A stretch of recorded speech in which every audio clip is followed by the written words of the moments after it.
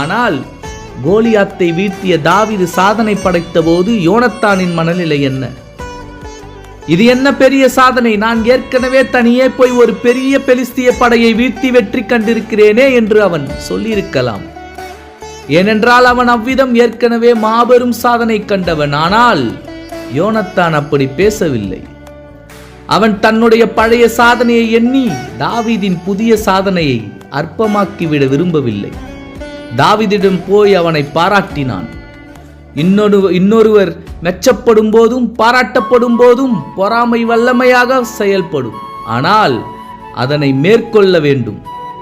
யோனத்தானைப் போல் பொறாமையை மேற்கொள்ளாவிட்டால் சவுலைப் போல் அந்த பொறாமையினாலே அழிவு விரைந்து வரும். எனவே சவுலைப் போல இல்லாமல் யோனத்தானைப் போல பொறாமை குணத்தை மேற்கொண்டு நம் வாழ்வில் வெற்றி அடைந்து கிறிஸ்துவின்